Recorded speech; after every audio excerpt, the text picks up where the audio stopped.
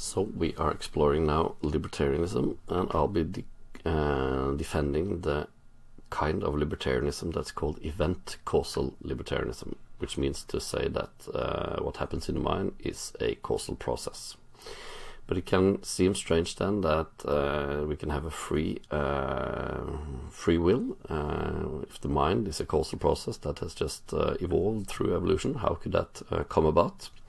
And that's what we're starting to have a look at now. And I'm going to defend the claim that free will is something that comes in degrees. It's not either or. Either you have free will or you don't, but you can have different degrees of free will. And that's going to solve a lot of problems for us. But first we need to start having a look at how that can be the case, or why we should believe that to be true. And we'll start by looking at how you can be involved in a choice to different degrees. So here's a list then, where you are involved in a larger and larger degree as we move down the list. So we start by actions not caused by desire, which might not even be called an action, but it could be if you hit a vase without noticing, it was just an accident, or you have this reflex or something, which people might not even call an action, but we could say, well, you smashed the vase, but we also think that, well, this wasn't something that you chose to do. Then we can have an action which is caused by a non-conscious desire. So now there is a desire first to do something, and then you do it. So for instance, maybe you're watching a movie and without thinking about it, you're grabbing a snack, or maybe you're scratching your knee without thinking about it, but there was this non-conscious desire to scratch your knee. You felt that it was scratching. So that's an action where we are a bit more involved, since it's a desire first, but not very involved. Then it can be an action caused by a conscious desire. But where the point is then that yourself, you're not, your memories and your personality, etc., is not involved. It's just this immediate desire that immediately leads to action without you starting to think about the different alternatives. Why would you want to do this or that? Maybe you see someone doing something very provoking, so you immediately hit them. You don't have time to think about, should I do this or that? You just act immediately on your desire. But then there's also actions caused by the autobiographical self, and we've looked at an example previously. If you're seeing a chair, you want to sit, but then you start remembering, oh, I took a chair away from someone and they were very angry, or I offered the chair to someone and they were very happy. And so these memories start influencing the degree or the strength of your different desire connected to the different alternatives for action. And then your autobiographical self, these stored memories that are part of your personality, they become the cause of why you choose to do either this or that. And then if this happens many times, that your autobiographical self influences your autobiographical self, and then you get a more independent autobiographical self. I'm going to talk much more about that in the next video.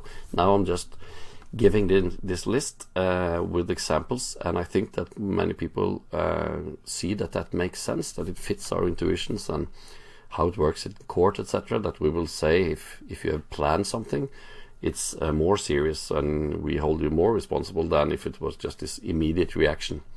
Or if it was even something that you did and that you didn't want to do, you just did it by accident, we will blame you even less. So we have this already intuitive sense that we hold people responsible to different degrees, and that gets an explanation then if it's actually the case that we have free will to different degrees, and that this is dependent on how involved you are in the choice.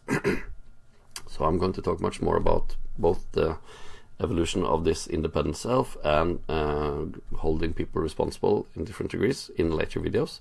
Now we're just starting to make sense of the idea that we could have free will in different degrees. So when it comes to libertarianism then, we saw that there are these different versions. On the one hand, you have non-causal and agent-causal libertarianism, where humans are unique in nature, where it's not a causal process in the mind, it's something else, as opposed to then event causal libertarianism, which says that the mind is a causal process. And the classical objections to the non-causal and ancient causal libertarianism is to say that these are mysterious theories that don't explain in any detail, well, how does it work that people make choices then, if it's not the normal causal process. And I think that they don't have good answers to this. But there is an objection that comes from non-causal and agent causal libertarians against event causal libertarianism. And that is to say that, well, when you start describing choices as saying, well, it's this desire leading to that action, these memories, etc., then the agent disappears. The person and the will and the free will, all of that just disappears and turns into small parts and small processes in the brain. So you haven't solved the problem, you've just made it disappear. So now I'm going to answer that objection and say that, well, the agent hasn't disappeared or the free will hasn't disappeared. We're just giving a more detailed and more fine-grained explanation of what it is to be a person making a choice. So that doesn't mean that they disappear, it just means that we understand them better. So to do an analogy, if I throw a ball at the wall and it bounces back, and you ask me why did the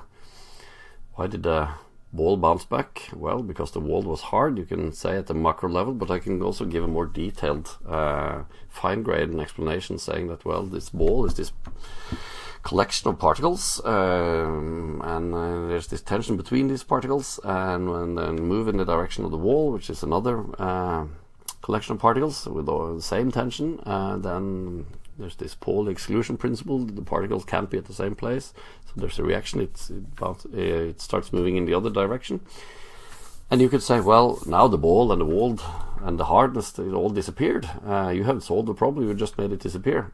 That's false. I didn't make it disappear. I just gave a more detailed explanation of what the ball is and what the wall is, and why, what the hardness is, why it makes it the ball bounce back.